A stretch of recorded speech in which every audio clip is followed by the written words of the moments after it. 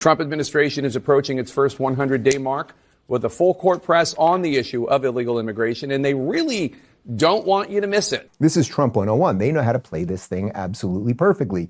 What do? You want to draw attention to it? Let's put the pictures of the criminal, illegal aliens who were bringing drugs and mayhem and murder and rape into our streets. Let's put them where the TV people are. So even MSNBC, who ignored all of the crimes in the first place, will actually have to cover it. It continues over there. This is, Phoenix, roll up for me a little bit. This is Voto Latino President Maria Teresa Kumar, and she's very upset. She wants you to blur those images. We shouldn't see, look, I didn't want to see that picture of that woman, so maybe she makes a point here, but it's seeing these people that really is the problem. We don't know if they've had due process. We don't know if, in fact, these individuals do have a rap sheet. So I would encourage those individuals that have that as a backshot to blur those people out. The job of journalism is to ensure that we are presenting the facts. The press right now, we are absolutely under attack. Our job is always to have our true north, to make sure that we're presenting balanced news, and making sure that we are not putting folks that are potentially in danger.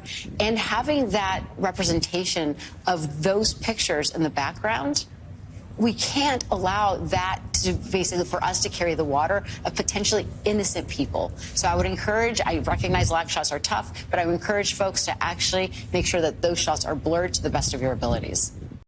You suck, lady.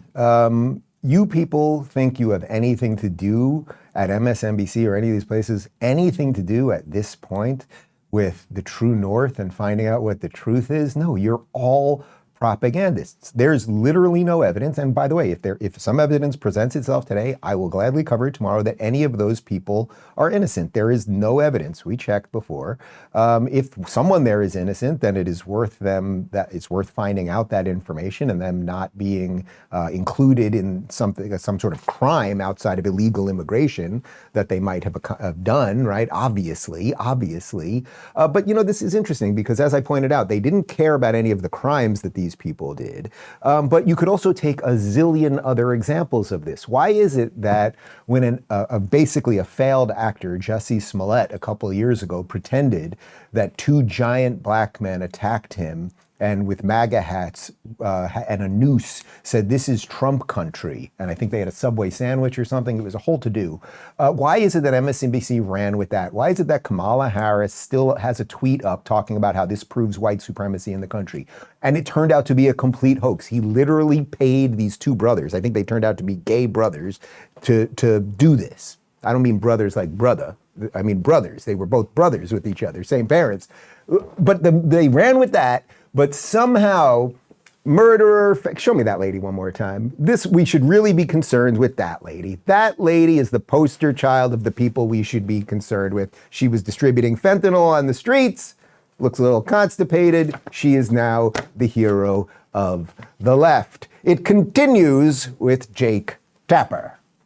The Trump administration is approaching its first 100-day mark with a full court press on the issue of illegal immigration, and they really don't want you to miss it. So they subtly and tastefully deck the White House North Lawn with dozens of yard signs featuring photos of people that the Trump administration claims are in the country illegally, each poster saying arrested and listing the alleged offensive with which they have been charged. CNN's working to confirm the identities and if there are actual allegations against these people. Until then, we are blurring their identities. Oh, yes, because you're such a good journalist, Jake. I know you have a book coming out next month and you're going to do a whole press junket and make a lot of money telling people about how Biden had a compromised mental state, and yet somehow you didn't cover it for 4 years. But you're such a good journalist that now that we're arresting fentanyl dealers and murderers and rapists, you're the good guy, so you're gonna blur out their pictures. I love how, and you can see also, like, I know you have to be kind of dumb and like whacked over the head, which most of their viewers are, to believe anything that they're saying. But that when he does this little thing, they subtly and tastefully put those things out. you can see he's saying, I'm a Democrat. I don't like that they did this. But Jake, once again, I would welcome you to go through those. How many? It's about 100, I think they said, about 100 of those things. How about, Jake, you spend, if you did 10 seconds on each one, and there's 100 of them, right? Do the math, Jake. You could spend 10 seconds on each one saying what those people did. Why don't you could blur out their faces and just say the crime and say what city it was in. How about you do that? Or how about you interview some of the victim of some of the crime? How about a kid, maybe, a parent of a kid who maybe died of fentanyl from that rather unpleasant looking woman? Could you do that, Jake? Tax day may have passed, but for millions of Americans, the real trouble is just beginning. If you miss the April 15th deadline or still owe back taxes, the IRS is ramping up enforcement. Every day you wait only makes things worse. The good news? There's still time for Tax Network USA to help. Self-employed or a business owner with messy books, Tax Network USA quickly organizes your finances and gets you back on track. Even post-deadline, a free consultation can help you act now to avoid penalties, threatening letters, and levies. So call 1-800-958-1000 or visit tnusa.com/Dave. Let Tax Network USA help.